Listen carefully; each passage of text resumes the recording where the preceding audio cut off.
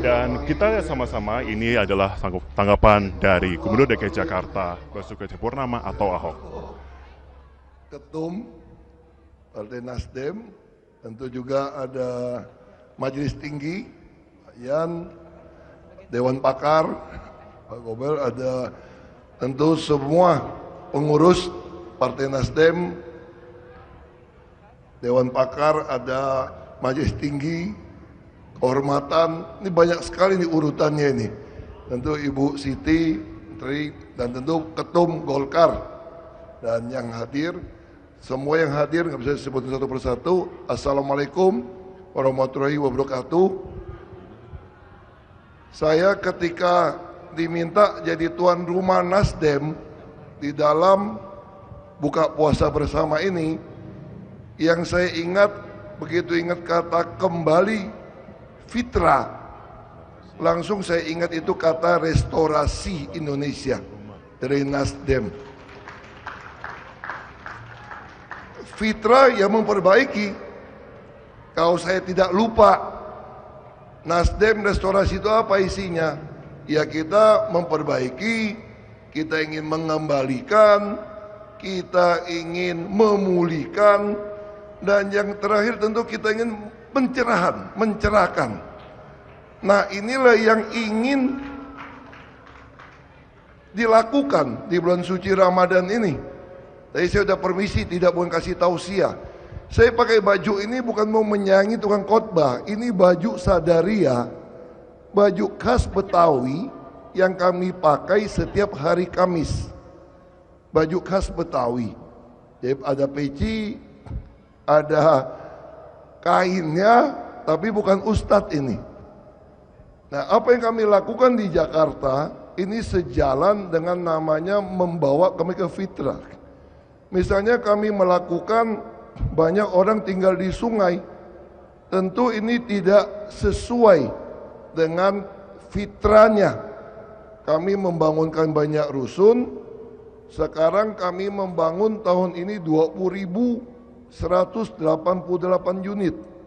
Ukurannya 36. Lalu orang yang tinggal di rusun naik busnya tidak bayar. Anaknya dikasih bus sekolah, dikasih kartu Jakarta Pintar. Tadi saya tanya anak-anak yang dapat santunan tadi, saya bisik-bisik, sudah dapat kartu Jakarta Pintar belum? Sudah, semua. Nah saya tidak ingin ada satu anak pun tertinggal. Lalu kami menyediakan satu dokter, satu perawat, satu bidan di rusun. Bahkan tahun ini kami telah mencoba mau menjual daging subsidi hanya 39.000 per kilo daging sapi. Ayam seekor 10.000 dimulai di rusun dan KJP. Nah saya kira semangat inilah yang ada dalam bulan suci Ramadan seperti ini.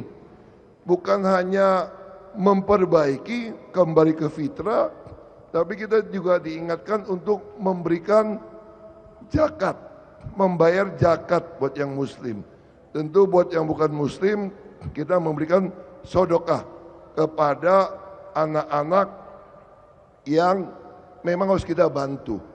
Jadi Pak Jan Darmadi bisik-bisik sama saya, harusnya kita bersyukur sama Tuhan ketika kita masih diberikan kesehatan, kelengkapan, bisa menikmati hari ini. Saya jawab beliau, iya Pak. Kita harusnya memang di bulan suci ini kita belajar mensyukuri segala kepercayaan amanah yang diberikan pada kita. Apalagi umat Islam, saya dari sekolah SD SMP itu sekolah Islam. Saya tahu betul istilah Ramadan lil alamin. Jadi kita ini memang tugas kita membawa rahmat kepada alam ini semua. Artinya kita bagaimana mengusahakan kesejahteraan kota kampung di mana kita tinggal. Karena kesejahteraan kota kampung kita tinggal ini juga adalah kesejahteraan kita. Selamat datang Pak Irman Gusman, Ketua DPD, silakan Pak. Saya bukan sedang kasih tausiah, tapi sedang kata sambutan.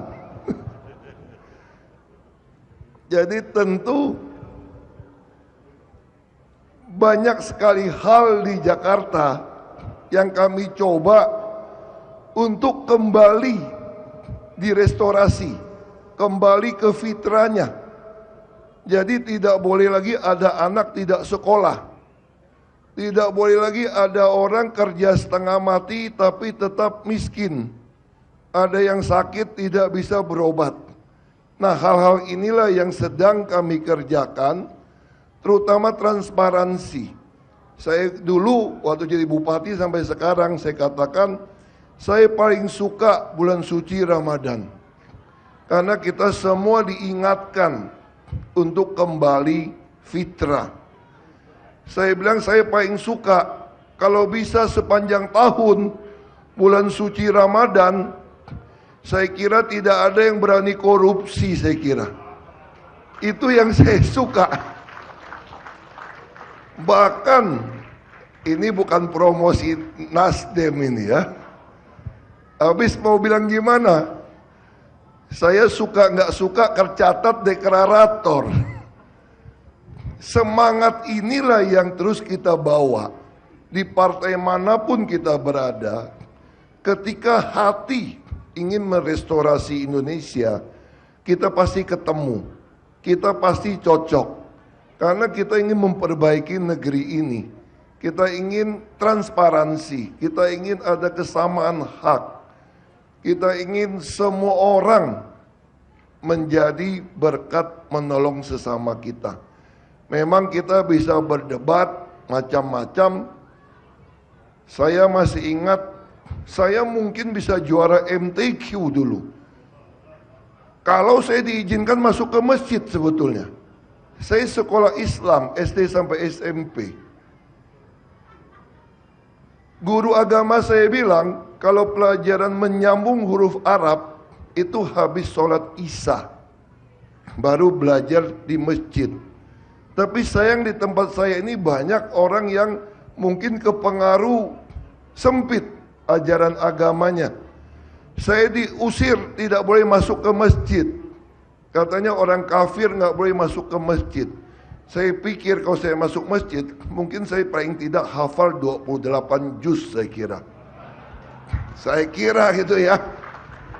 Kalau MTQ pakai serak-serak bahasa begitu, mungkin juara juga suaranya. Tapi ada hikmahnya.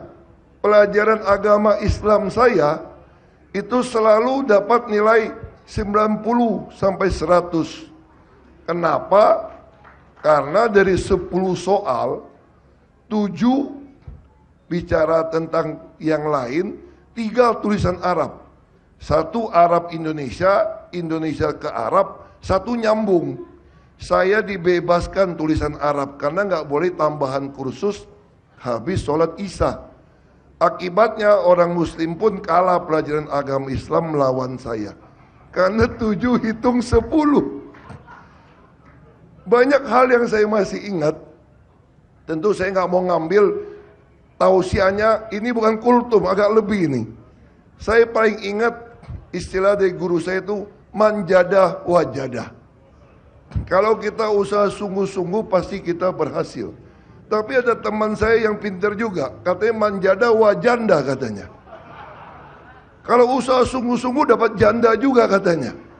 Ini agak diplesetin. Tapi kita wajib, seperti hari ini ingatkan kita wajib mengurusi janda maupun yatim piatu.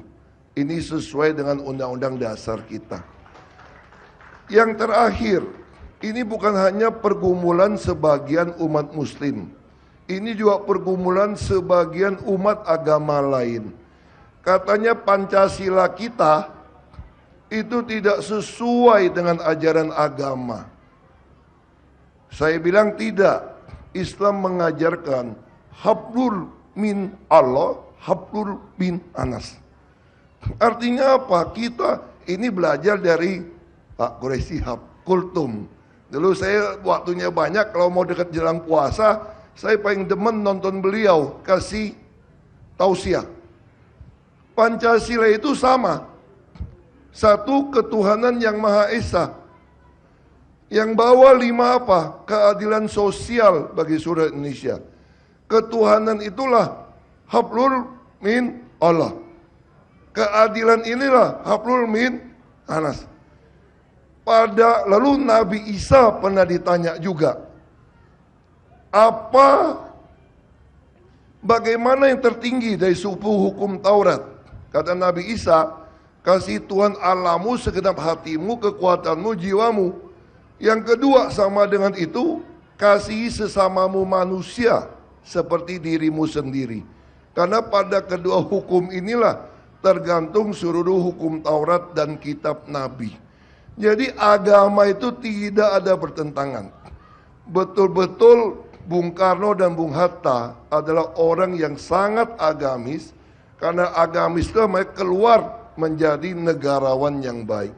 Tentu saja pada hari ini saya berdoa supaya Partai Nasdem, semua partai yang ada, termasuk Partai Golkar, termasuk anak-anak, ini bisa menjadi negarawan dimulai karena kita memiliki pengenalan pada Allah yang benar.